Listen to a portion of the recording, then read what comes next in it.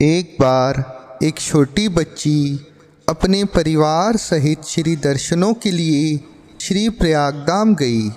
जब श्री चरणों में माथा टेकने का सुअवसर मिला तो इसने अपने सरल व भोले स्वभाव में श्री हजूर भगवान के चरणों में अपनी जिज्ञासा प्रकट करते हुए विनती रूपी प्रश्न किया। स्वामी जी, हमारे घर में तो 5 गुरु महाराज जी हैं, आपकी भी फ़ोटो है, आप तो सामने बैठे दिखाई दे रहे हो, पर बाकी के 4 गुरु महाराज जी कहाँ हैं? ये सवाल इस नन्ही बच्ची ने पूछा तो सरल स्वभाव से, परंतु इसे सुनकर मेरे हृदय सम्राट व अन्य नज़दीकी संत जन अत्यधिक भावुक हुए। परिवार वाले भी हैरान हुए इस बालिका की जिज्ञासा को देखकर, और मेरे दाता दयाल जी भगवान ने स्वयं भावुक होते हुए, बड़े ही प्रेम विभोर होते हुए नन्ही बालिका को निज मुख से फरमाया, बेटी, बाकी 4 गुरु महाराज जी अपने मंदिरों में ही विराजमान हैं और वो केवल मूरत नहीं, साक्षात विराजमान हैं। यह सुनकर जिज्ञासु बालिका को बहुत ही खुशी व तसल्ली हुई। परिवार वालों ने भी उसके सर्वोच्च भाग्यों की मन ही मन सराहना की, जिसे स्वयं मालिक के कुल ने उत्तर दिया, परंतु था बड़ा ही प्रेम विभोर करने वाला प्रश्न, जिससे सहजे ही मन भावुक हो जाता है। जिस प्रश्न ने स्वयं त्रिलोकीनाथ को भावुक कर दिया, वह नन्ही बालिका धन्य है। उसका प्रेम व सरल स्वभाव पे कोटि कोटि बलिहार जाएं हम, जिसके जरिए हम तुच्छ जीवों को भी अपने हृदय सम्राट हजूर महाप्रभु जी का निज मुख से उत्तर मिल गया। ये उत्तर मालिक के कुल हजूर भगवान ने केवल उस बच्ची को ही नहीं, अपितु हम सब गुरुमुखों को भी दिया है। हम में से अधिकतर गुरुमुख अभी तक यही सोचते समझते हैं कि श्री मंदिर में, श्री आश्रम अथवा घर के मंदिर में विराजमान श्री परमहंस व हजूर सद्गुरुदेव महाराज जी की मूरत केवल मूरत ही है।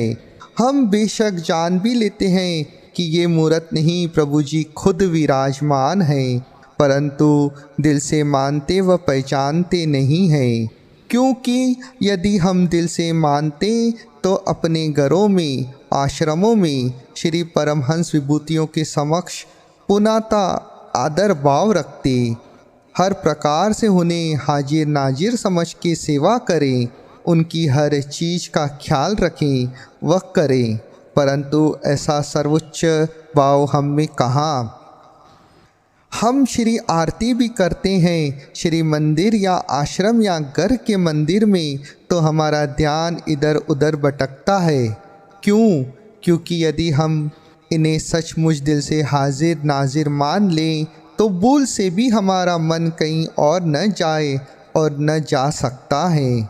अक्सर ऐसा देखने में आता है कि श्री दरबार में सुबह या शाम की श्री आरती पर जब श्री हजूर महाप्रभु जी कृपा नहीं करते या संगत को पता चल जाता है कि प्रभु जी कृपा नहीं करेंगे, तो अधिकतर हम लोगों का यही ख्याल होता है कि चलो श्री आरती पे लेट चले जाएंगे, स्वामी जी ने कौन सा आज कृपा करनी है, या श्री आरती पे उस दिन जाते ही नहीं, और यदि जाएं भी तो ध्यान इधर उधर के विचारों लोगों में ही अटका होता है हमारा।